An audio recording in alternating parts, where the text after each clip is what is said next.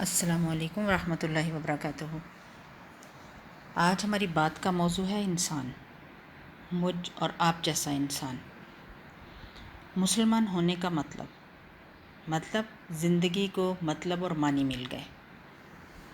ہمارے پاس پڑھنے کا ٹائم نہیں ہے تو کیا ہوا؟ ہم سن تو سکتے ہیں ٹھیک اس طرح جس طرح اولین سننے والوں نے سنا۔ ہر مسلمان یہ سچے دل سے سمجھتا ہے کہ دنیا میں خدا کی سب سے بڑی نعمت اسلام ہے، اور شکر ادا کرتا ہے کہ اس نے رسول اللہ صلی اللہ علیہ وسلم کی امت میں شامل کیا اور اسلام کی نعمت عطا کی۔ خود اللہ تعالیٰ بھی اس کو اپنے بندوں پر بڑا انعام قرار دیتا ہے، جیسا قرآن کریم میں ارشاد ہے، آج میں نے تمہارا دین تمہارے لیے کامل کر دیا اور تم پر اپنی نعمت پوری کر دی، اور تمہارے لیے اس بات کو پسند کر لیا کہ تمہارا دین اسلام ہو۔ یہ احسان جو اللہ تعالیٰ نے ہم پر فرمایا ہے، اس کا حق ادا کرنا فرض ہے، کیونکہ جو شخص کسی کے احسان کا حق ادا نہیں کرتا وہ احسان فراموش ہوتا ہے، اور سب سے بدتر احسان فراموشی یہ ہے کہ انسان اپنے خدا کے احسان کا حق ادا نہ کرے، بھول جائے۔ خدا کے احسان کا حق کس طرح ادا کیا جائے؟ جب ہمیں اللہ نے امت محمدیہ میں شامل کیا ہے تو اس احسان کا صحیح شکر یہ ہے کہ ہم محمد صلی اللہ علیہ وآلہ وسلم کے پورے پیرو بن جائیں۔ جب اللہ نے ہمیں مسلمانوں کی ملت میں شامل کیا تو اس مہربانی کا حق اس طرح ادا ہو سکتا ہے کہ ہم پورے مسلمان بنیں۔ اس کے سوا اللہ کے اس احسان عظیم کا حق ادا ہو ہی نہیں سکتا، اور اگر یہ حق ادا نہ ہوا تو جتنا بڑا مالک کا احسان ہے اتنا ہی بڑا اس کی احسان فراموشی کا وبال بھی ہوگا۔ اللہ ہم سب کو اس وبال سے بچائے، آمین۔ پورا مسلمان بننے کا کیا مطلب ہے؟ چلیں دیکھتے ہیں کہ سچا مسلمان کسے کہتے ہیں اور ایمان کے معنی کیا ہیں۔ ہم سب کو معلوم ہے کہ انسان ایک کلمہ پڑھ کر مسلمان بنتا ہے، اور وہ کلمہ بھی چند لفظ ہیں، لا الہ الا اللہ محمد الرسول اللہ، اللہ کے سوا کوئی خدا نہیں اور محمد اللہ کے رسول ہیں۔ ان الفاظ کو ادا کرتے ہی آدمی کچھ سے کچھ ہو جاتا ہے۔ پہلے کافر تھا اب مسلمان ہو گیا، پہلے ناپاک تھا اب پاک ہو گیا، پہلے اللہ کے غضب کا مستحق تھا اب اس کا پیارا ہو گیا، پہلے دوزخ میں جانے والا تھا اب جنت کا دروازہ اس کے لیے کھل گیا۔ اور بات اتنی ہی نہیں رہتی، یہ کلمہ ایسی چیز ہے جو غیروں کو ایک دوسرے سے ملا دیتا ہے اور اپنوں کو ایک دوسرے سے کاٹ دیتا ہے۔ باپ اگر کلمہ پڑھ لیتا ہے اور بیٹا انکار کرتا ہے تو باپ باپ نہ رہا، بیٹا بیٹا نہ رہا، باپ کی جائیداد سے ورثہ نہ ملے گا۔ گویا اس کلمہ کا زور اتنا ہے کہ خون کے رشتے بھی، رحم کے رشتے بھی اس کے مقابلے میں کچھ نہیں ہیں۔ اب اس بات پر غور کریں کہ اتنا فرق جو آدمی اور آدمی میں ہو جاتا ہے یہ کیوں ہوتا ہے؟ کلمہ میں ہے کیا؟ صرف چند حروف ہی ہیں، ان کو اگر منہ سے نکال دیا تو کیا کوئی جادو ہو جاتا ہے کہ آدمی کی کایا ہی پلٹ جائے، دو آدمیوں میں زمین اور آسمان کا فرق آ جائے؟ بت پرست مشرک ضرور یہ کہہ سکتے ہیں کہ بس ایک منتر پڑھ دینے سے پہاڑ ہل جائے گا، زمین شک ہو جائے گی، چشمے ابلنے لگیں گے، چاہے منتر کے معنی کسی کو خبر ہی نہ ہو۔ مگر اسلام میں یہ بات نہیں ہے، یہاں اصل چیز معنی ہے، الفاظ کی تاثیر معنوں میں ہے۔ معنی اگر دل میں نہ اتریں اور ان کے زور سے ہمارے خیالات، ہمارے اعمال، ہمارے اخلاق نہ بدلیں تو صرف الفاظ بول دینے سے کچھ اثر نہ ہوگا۔ ایک مثال سے دیکھتے ہیں، فرض کریں ہمیں سردی لگتی ہے اور ہم اپنی زبان سے روئی لحاف بولتے رہیں تو سردی لگنا بند نہ ہوگی، چاہے رات بھر ہم 1,00,000 بار بول لیں۔ ہاں اگر لحاف میں روئی بھروا کر اوڑھ لیں گے تو سردی لگنا بند ہو جائے گی۔ پانی پانی پکارنے سے پیاس نہیں بجھتی، بس یہی حال کلمہ طیبہ کا بھی ہے۔ صرف 6-7 لفظ بولنے سے فرق نہیں پڑتا، آدمی کافر سے مسلمان ہو جائے، ناپاک سے پاک ہو جائے، مردود سے محبوب ہو جائے، دوزخی سے جنتی بن جائے، یہ فرق صرف اس طرح ہوگا کہ پہلے ان الفاظ کا مطلب سمجھیں اور مطلب ہمارے دل میں اتر جائے، پھر اچھی طرح یہ احساس ہو کہ ہم اپنے خدا کے سامنے، ساری دنیا کے سامنے کتنی بڑی بات کا اقرار کر رہے ہیں، اور اس اقرار سے ہمارے اوپر کتنی بڑی ذمہ داری آ گئی ہے پھر یہ سمجھتے ہوئے ہم نے اقرار کر لیا تو اس کے بعد ہمارے خیالات پر اور ساری زندگی پر اس کلمہ کا قبضہ ہو جائے گا۔ پھر ہمیں دل اور دماغ میں کسی بات کو یہ جگہ نہ دینی چاہیے جو اس کلمہ کے خلاف ہو۔ پھر ہمیشہ کے لیے فیصلہ کر لینا چاہیے کہ جو بات اس کلمہ کے خلاف ہے وہ جھوٹی ہے اور یہ کلمہ سچا ہے۔ اس کلمہ کا اقرار کرنے کے بعد ہم کافروں کی طرح آزاد نہیں رہے کہ ہم جو چاہیں کریں، بلکہ اب ہم پابند ہیں اس بات کے کہ یہ کلمہ جو کہے اس کو کرنا پڑے گا اور جس سے منع کرے وہ چھوڑنا پڑے گا۔ اس طرح کلمہ پڑھنے سے آدمی مسلمان ہوتا ہے اور آدمی میں فرق ہوتا ہے۔ آئیں اب دیکھتے ہیں کہ کلمہ کا مطلب کیا ہے۔ کلمہ کے معنی یہ ہیں کہ اللہ کے سوا کوئی اور خدا نہیں اور محمد صلی اللہ علیہ وسلم اللہ کے رسول ہیں۔ کلمہ میں الہ کا جو لفظ آیا ہے اس کے معنی اللہ کے ہیں۔ اللہ اس کو کہتے ہیں جو مالک ہو، حاکم ہو، خالق ہو، پالنے والا ہو، دعاؤں کا سننے والا ہو اور قبول کرنے والا ہو، اور اس کا مستحق ہو کہ اس کی عبادت کی جائے۔ اب جو ہم نے لا الہ الا اللہ کہا تو اس کے معنی یہ ہوئے کہ اول تو ہم نے اقرار کیا کہ یہ دنیا نہ تو بے خدا کے بنی ہے اور نہ ایسا ہے کہ اس کے بہت سے خدا ہوں، بلکہ دراصل اس کا خدا ہے اور وہ ایک ہی ہے اور اس ایک ذات کے سوا خدائی کسی کی نہیں۔ دوسری بات جس کا کلمہ پڑھتے ہیں ہم نے اقرار کیا وہ یہ ہے کہ وہی ایک خدا ہمارے اور سارے جہان کا مالک ہے۔ ہم اور ہماری ہر چیز، دنیا کی ہر شے اس کی ہے۔ خالق وہ ہے، رازق وہ ہے، موت اور زندگی اس کی طرف سے ہے، مصیبت اور راحت بھی اسی کی طرف سے ہے۔ جو کچھ کسی کو ملتا ہے اس کو دینے والا حقیقت میں وہ ہے، اور جو کچھ کسی سے چھنتا ہے تو چھیننے والا بھی در حقیقت وہی ہے۔ ڈرنا چاہیے تو اس سے، مانگنا چاہیے تو اس سے، سر جھکانا چاہیے تو اس کے سامنے، عبادت اور بندگی کی جائے تو صرف اس کی، اس کے سوا ہم کسی کے غلام اور بندے نہیں، اس کے سوا کوئی ہمارا آقا اور حاکم نہیں۔ ہمارا اصلی فرض یہ ہے کہ ہم اسی کا حکم مانیں اور اسی کے قانون کی پیروی کریں۔ یہ عہد و پیمان ہے جو لا الہ الا اللہ پڑھتے ہی ہم اپنے رب سے کرتے ہیں اور ساری دنیا کو گواہ بنا کر کرتے ہیں۔ اس کی خلاف ورزی کریں گے تو ہماری زبان، ہمارے ہاتھ پاؤں، ہمارا رونگٹا رونگٹا اور زمین و آسمان کا ذرہ ذرہ جس کے سامنے ہم نے جھوٹ اقرار کیا ہمارے خلاف اللہ کی عدالت میں گواہی دے گا، اور ہم ایسی بے بسی کے عالم میں وہاں کھڑے ہوں گے کہ ایک بھی گواہ ہمیں صفائی پیش کرنے کے لیے نہ ملے گا۔ دنیا کی پولیس سے ہم اپنا جرم چھپا سکتے ہیں، اللہ کی پولیس سے نہیں چھپا سکتے۔ دنیا کی پولیس رشوت کھا سکتی ہے، اللہ کی پولیس رشوت کھانے والی نہیں۔ دنیا کے گواہ جھوٹ بول سکتے ہیں، اللہ کے گواہ بالکل سچے ہیں۔ دنیا کے حاکم بے انصافی کر سکتے ہیں، اللہ ایسا حاکم نہیں جو بے انصافی کرے۔ پھر اللہ جس جیل میں ڈالے گا اس سے بھاگ کر نکلنے کی کوئی بھی صورت نہیں ہے۔ اللہ کے ساتھ جھوٹا اقرار نامہ کرنا بہت بڑی بیوقوفی ہے۔ جب اقرار کرنا ہے تو خوب سوچ سمجھ کے کرنا ہے، پورا کرنا ہے، ورنہ ہم پر کوئی زبردستی نہیں کہ خواہ مخواہ زبانی ہی اقرار کر لیں۔ لا الہ الا اللہ کہنے کے بعد ہم محمد الرسول اللہ کہتے ہیں۔ اس کے معنی یہ ہے کہ ہم نے یہ تسلیم کر لیا کہ محمد صلی اللہ علیہ وسلم ہی وہ پیغمبر ہیں جن کے ذریعے سے اللہ نے اپنا قانون ہمارے پاس بھیجا۔ اللہ کو اپنا آقا اور شہنشاہ مان لینے کے بعد یہ معلوم ہونا ضروری تھا کہ اس شہنشاہ کے احکام کیا ہیں، ہم کون سے کام کریں جس سے وہ خوش ہوتا ہے، کون سے نہ کریں جن سے وہ ناراض ہوتا ہے، کس قانون پر چلنے سے وہ ہم کو بخشے گا اور کس کی خلاف ورزی کرنے پر وہ ہمیں سزا دے گا۔ یہ سب باتیں بتانے کے لیے اللہ نے محمد صلی اللہ علیہ وسلم کو اپنا پیغامبر مقرر کیا۔ آپ صلی اللہ علیہ وسلم کے ذریعے اپنی کتاب ہم تک بھیجی۔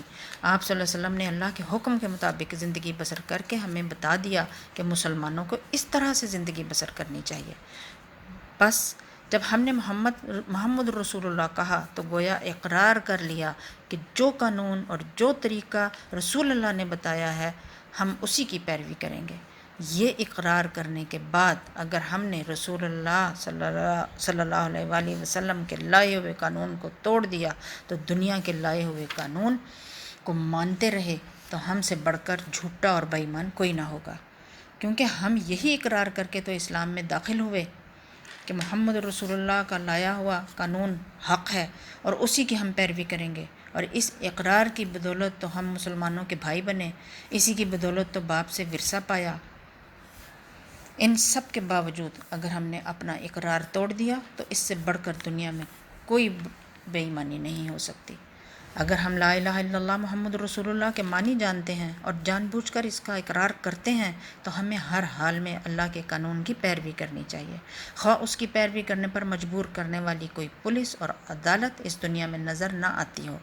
جو شخص یہ سمجھتا ہے کہ اللہ کی پولیس اور فوج اور عدالت اور جیل کہیں موجود نہیں، اس کے لیے اس کا قانون کو توڑنا آسان ہے، اور گورنمنٹ کی پولیس فوج عدالت جیل موجود ہے اس لیے اس کا قانون توڑنا مشکل ہے، تو ایسے شخص کے متعلق کہا جا سکتا ہے کہ وہ لا الہ الا اللہ کا جھوٹا اقرار کرتا ہے، اپنے خدا کو، ساری دنیا کو، تمام مسلمانوں کو، خود اپنے نفس کو دھوکہ دیتا ہے۔ ابھی ہم نے کلمہ طیبہ کے مطلب سمجھے ہیں، اب اس سلسلے میں ایک اور پہلو بھی دیکھتے ہیں۔ ہم اقرار کرتے ہیں کہ اللہ ہمارا اور ہر چیز کا مالک ہے۔ اس کے کیا معنی ہے؟ اس کے معنی ہے کہ ہماری جان ہماری اپنی نہیں، خدا کی ملک ہے، ہمارے ہاتھ ہمارے اپنے نہیں، ہمارے کان، ہماری آنکھیں، ہمارا جسم کا کوئی عضو ہمارا اپنا نہیں، یہ زمین جس کو ہم کاشت کرتے ہیں، یہ جانور جن سے ہم خدمت لیتے ہیں، یہ مال اسباب جن سے ہم فائدہ لیتے ہیں، ان میں سے کوئی بھی چیز ہماری اپنی نہیں، ہر چیز خدا کی ملک ہے اور خدا کی طرف سے عطیہ کے طور پر ہمیں ملی ہے۔ اس بات کا اقرار کرنے کے بعد ہمیں یہ کہنے کا کیا حق ہے کہ جان میری ہے، جسم میرا ہے، مال میرا ہے اور فلاں چیز میری ہے؟ دوسرے کو مالک کہنا اور پھر اس کی چیز کو اپنا قرار دینا بالکل ایک لغو بات ہے۔ اگر ہم یہ بات سچے دل سے مانتے ہیں کہ ان سب کا مالک اللہ ہے تو اس سے دو باتیں خود بخود ہم پر لازم ہو جاتی ہیں۔ نمبر ایک، جب مالک اللہ ہے، اس نے اپنی ملکیت امانت کے طور پر ہمارے حوالے کی ہے، تو جس طرح مالک کہتا ہے اس طرح ان چیزوں سے کام لینا چاہیے۔ اس کی مرضی کے خلاف ان چیزوں سے کام لیتے ہیں تو دھوکہ بازی کرتے ہیں۔ ہم اپنے ان ہاتھوں، اپنے پاؤں کو بھی اس کی مرضی کے بغیر ہلانے کے حقدار نہیں ہیں۔ ہم ان آنکھوں سے بھی اس کی مرضی کے خلاف دیکھنے کا کام نہیں لے سکتے۔ ہمیں اپنے پیٹ میں بھی کوئی چیز ایسی ڈالنے کا حق نہیں جو اس کی مرضی کے خلاف ہو۔ ان زمینوں جائیدادوں پر بھی مالک کی منشا کے خلاف کوئی حق حاصل نہیں۔ اولاد، بیوی جن کو ہم اپنا کہتے ہیں، یہ بھی صرف اس لیے ہماری ہیں کہ ہمارے مالک کی دی ہوئی ہیں، لہٰذا ان سے بھی ہمیں اپنی خواہش کے مطابق نہیں بلکہ مالک کے حکم کے مطابق ہی برتاؤ کرنا چاہیے۔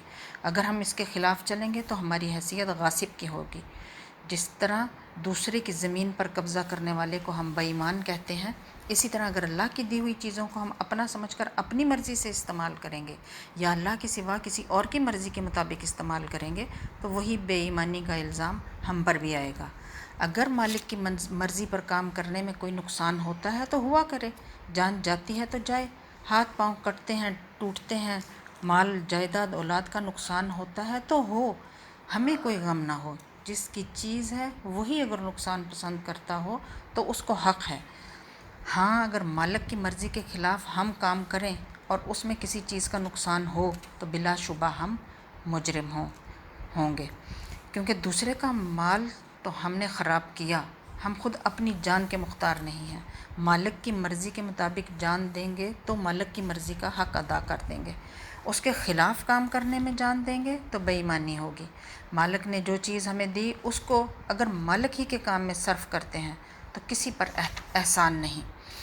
ہم نے اگر اس کی راہ میں کچھ دیا ہے، کوئی خدمت کی ہے یا جان دے دی جو ہمارے نزدیک بہت بڑی چیز ہے، تب بھی کوئی احسان نہیں کیا۔ یہ کون سی ایسی بات ہے جس پر کوئی فخر کرے اور یہ چاہے کہ اس کی تعریفیں کی جائیں اور یہ سمجھے کہ اس نے کوئی بہت بڑا کام کیا ہے؟ یاد رکھیں، سچا مسلمان مالک کی راہ میں کچھ خرچ کرنے یا کچھ خدمت کرنے کے بعد بھولتا نہیں، بلکہ خاکساری اختیار کرتا ہے۔ تعریف کی خواہش جس نے کی اس کی خاطر کوئی کار خیر نہیں، وہ اللہ کے ہاں کسی اجر کا مستحق نہیں رہا، کیونکہ اس کام کا معاوضہ دنیا میں ہی وصول کر لیا۔ ذرا اپنے مالک کا احسان دیکھیں، اپنی چیز ہم سے لیتا ہے اور پھر کہتا ہے کہ یہ چیز میں نے تم سے خریدی اور اس کا معاوضہ میں تمہیں دوں گا، اللہ اکبر، اس کی شان کا کوئی ٹھکانہ ہی نہیں۔ قرآن میں ارشاد ہوتا ہے، اللہ نے ایمانداروں سے ان کی جانیں، ان کے مال خرید لیے اس معاوضے میں کہ اس کے لیے جنت ہے۔ یہ تو مالک کا برتاؤ ہے ہمارے ساتھ۔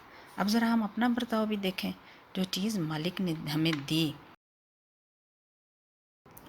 اور پھر مالک نے ہم سے معاوضہ دے کر خرید بھی لیا، اس کو ہم غیروں کے ہاتھ بیچ دیتے ہیں، نہایت کم تر معاوضے پر بیچ دیتے ہیں۔ وہ مالک کی مرضی کے خلاف ہم سے کام لیتے ہیں اور ہم یہ سمجھ کر ان کی خدمت کرتے ہیں گویا کہ رازق وہ ہیں۔ ہم اپنا دماغ بیچتے ہیں، اپنے ہاتھ، اپنے جسم کی طاقتیں اور وہ سب کچھ بیچتے ہیں جن کو خدا کے باغی خریدنا چاہتے ہیں۔ بیچی ہوئی چیز کو بیچنا قانونی اور اخلاقی جرم ہے۔ دنیا میں اس پر دغا بازی اور فریب دہی کا مقدمہ چلایا جاتا ہے۔ کیا ہم سمجھتے ہیں کہ خدا کی عدالت میں اس پر مقدمہ نہیں چلایا جائے گا؟ ہم بہت کمزور اور بے بس ہیں اللہ کے آگے، اور اپنی حقیقت جانتے ہیں اور رب سے مدد مانگتے ہیں۔ رب ایسا ماسٹر ہے جس سے بڑا کوئی ماسٹر ہو نہیں سکتا۔ یہ رب ہے جو ہماری سائیکولوجیکل نیڈ بھی پوری کرنے کی صلاحیت رکھتا ہے۔ رب مالک ہے۔ اب ہم سوچیں کہ مالک تو ہم بھی ہیں، اپنی چیزوں کے، اپنے موبائل کے، اپنی کار کے، اپنے روزمرہ کی چیزوں کے، لیکن ایک مالک اللہ ہے جیسا کوئی ہو ہی نہیں سکتا۔ ہم کہتے ہیں یہ ہمارا جسم ہے، اس کے مالک ہم ہیں، جیسے چاہیں کپڑے پہنیں، جیسے چاہیں بال بنائیں، جیسے چاہیں اس کے اوپر چیزیں سجا لیں، مگر ہماری ایک لمٹ ہے۔ یہ جسم مکمل ہمارا نہیں، یہ ہمارے کنٹرول میں نہیں ہے۔ اللہ ایسا مالک ہے جس کے کنٹرول میں ہر چیز ہے۔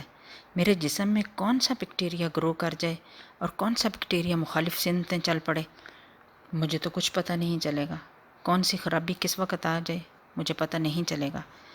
اللہ تعالیٰ کے احکامات کے آگے یہ جملہ میرا جسم میری مرضی اگر استعمال کیا گیا تو یہ بہت بڑا پرابلم ہے۔ ہم اشرف المخلوقات میں سے ہیں، سب سے اوپر والی مخلوق، جس کے باوجود ہمیں اللہ کی مدد چاہیے ہوتی ہے، صرف مشکل یا بیماری میں نہیں بلکہ اللہ کی مدد اور حفاظت ہر طرح کے حالات میں ہمیں چاہیے ہوتی ہے۔ توحید جاننے والا فزیکلی صحت مند ہوتے ہوئے بھی اپنے آپ کو اللہ کے سامنے اتنا ہی کمزور سمجھتا ہے، اپنے آپ کو دنیا میں اتنا ہی اللہ کی حفاظت کے لیے محنت لگاتا ہے جتنا وہ توحید پر ایمان رکھتا ہے۔ ہمارے جسم میں ایک وائرس بھی چلا جائے ہمیں پتہ ہی نہیں چلتا، کوئی بیکٹیریا غلط ڈائریکشن میں چلنے لگے ہم جان ہی نہیں سکتے، کچھ اندازہ ہی نہیں کر سکتے۔ ہم ذرا اپنا سائز دیکھیں اور ایک مچھر کا سائز دیکھیں۔ اللہ تعالیٰ نے قرآن میں مچھر کی مثال اسی لیے دی ہے۔ توحید ہمیں ڈے ٹو ڈے لائف میں ایکٹیو کر دیتی ہے، سوچ بچار کے ہر معاملے میں۔ مچھر کے کاٹنے کا بھی ہمیں تب پتہ چلتا ہے جب وہ کاٹ کر چلا جاتا ہے۔ آج بھی اگر ہم تجزیہ کریں تو دنیا میں مرنے کی اکثریت تعداد ملیریا سے ہے۔ اتنا سا مچھر اور اس کے سامنے ہم رب کی حفاظت کے محتاج ہوتے ہیں۔ مچھر جیسی مخلوق بھی میرے اور آپ کے لیے ڈیڈلی ہو سکتی ہے اگر اللہ کی حفاظت میں ہم نہ ہوں۔ آج بھی مچھر 100 to 1000 لوگوں کی وجہ موت بن جاتا ہے سال بھر میں۔ اکیلے بیٹھ کر تفکر کیا کریں، ہمیں لگتا ہے کیا ہماری شان ہے، کیا مقام ہے، کیا پرسنالٹی ہے، اور ہم اس پہ بڑا فخر کرتے ہیں۔ ایک مچھر ہمارے سامنے کیا حیثیت رکھتا ہے، کیا تخلیق ہے اللہ کی۔ ہمیں جو مچھر کاٹتا ہے وہ ایک فیمیل مچھر ہوتا ہے اور وہ اپنے انڈوں کے لیے بلڈ اکٹھا کرتا ہے۔ مچھر کی جو نیڈل ہوتی ہے وہ ایک نیڈل سے وہ ہمارے جسم میں ڈرل کرتا ہے۔ اگر ہم اس کو ہائی الیکٹرانک مائکروسکوپ پر دیکھیں تو ایک نیڈل کے اندر 6 نیڈلز ہوتی ہیں، اور ایک نیڈل سے وہ ہے جس کے ذریعے وہ سو کر کے ہماری سکن کو ڈرل کر کے اندر جاتا ہے، اور ایک نیڈل اس کی اسٹرا کی طرح کی ہوتی ہے جس سے وہ ہمارے بلڈ کو جو ہے وہ سک کرتا ہے۔ اگر یہی مچھر اپنا سلاوا چھوڑ جائے ہمارے اندر جس کے اندر وائرس ہوتا ہے اور یہ ہمیں بیمار کرتا ہے اور یہ جان لیوا بھی ہو سکتا ہے۔ یہ چھوٹی سی مخلوق جس کی اللہ تعالیٰ نے مثال بھی دی ہے، اس کے سامنے ہم انسان کتنے بے بس ہیں۔ ایک لمحہ بھی ہم اللہ کی حفاظت کو بغیر نہیں گزار سکتے، اللہ کی حفاظت کے محتاج ہیں۔ مچھر جب کاٹ کے چلا جاتا ہے ہماری کیا حالت ہوتی ہے، لیکن جب کاٹ رہا ہوتا ہے ہمیں پتہ ہی نہیں چلتا۔ اس کے باوجود ہم انسان کتنے طاقتور ہیں کہ ہم نے بہت کچھ بہت حیرت انگیز ایجادات کر لی ہیں اللہ کے اذن سے، لیکن اس کے باوجود ہماری محتاجی اللہ کے سامنے ویسی کی ویسی ہی ہے۔ رب کی محتاجی ہمارے اندر جم جائے، ہر لمحہ ہر پل اس کی حفاظت مانگنی چاہیے، چاہے ہمیں کتنی بھی حفاظت مل جائے۔ ہم انسان ہیں اور کمزور ہیں، اس لیے ہمیں اللہ نے دعائیں مانگنا سکھایا، اسی لیے ٹولز دیے ہیں اپنے دفاع کے لیے۔ اپنی حقیقت کو پہچاننے کے بعد کس سے حفاظت مانگتے ہیں؟ توحید کا پہلا کنسیپٹ ہے کہ میں اللہ کی محتاج ہوں، اور یہ میں محسوس کروں۔ ہم محتاج بنیں گے تو ہی عبد بنیں گے، تبھی اس مقام کو پہچانیں گے۔ یہ بات ہم سمجھ گئے تو ہمیں زندگی کا مقصد مل جائے گا انشاءاللہ۔ پوری دنیا کے لوگ اللہ کے سامنے بے بس ہیں، لگتا ہے موت کے ڈر سے گھر میں چھپے ہوئے ہیں۔ یہ اللہ کے رنگ ہیں۔ اللہ اس کائنات کی سب سے بڑی حقیقت ہے۔ وہ خالق ہے، وہ مالک ہے، وہ رازق ہے، وہی اس کائنات کو چلا رہا ہے۔ انسان جتنا بھی عروج پالے وہ بے بس ہی ہے۔ آج کل طاقتور اور امیر ملک بھی بیچارگی میں چیخ پڑے ہیں، مدد کے لیے پکار رہے ہیں۔ اندرون سندھ اور کراچی میں ٹڈی دل کا حملہ ہوا، یہ اشارہ ہے اللہ سے توبہ کریں۔ آج اگر ہم سچی توبہ نہیں کرتے تو کسی بڑے نقصان کی طرف بڑھ رہے ہیں۔ ہم سب اپنے اوپر رحم کریں، اپنی اولادوں پر رحم کریں۔ رسمی توبہ نہ کریں بلکہ سچی توبہ کریں، جو ہمارے طرز زندگی کو اور معمولات کو بدل کے رکھ دے۔ وہ سچی توبہ جو بندے کو رب سے جوڑ دے۔ اگر ہم اب بھی دین کو مذاق بنا لیں، توبہ کو رسم ہی سمجھیں، تو ہم بڑی مشکل کی طرف بڑھ رہے ہیں۔ توبہ لفظ نہیں، یہ ایک کیفیت ہے، ایک احساس ہے۔ اگر دل میں شرمندگی نہیں اور ندامت نہیں تو توبہ نہیں ہوگی۔ حالات جس طرف بڑھ رہے ہیں، سچی توبہ کا وقت ہے۔ رب کی بارگاہ میں رونے کا اور معافی مانگنے کا وقت ہے۔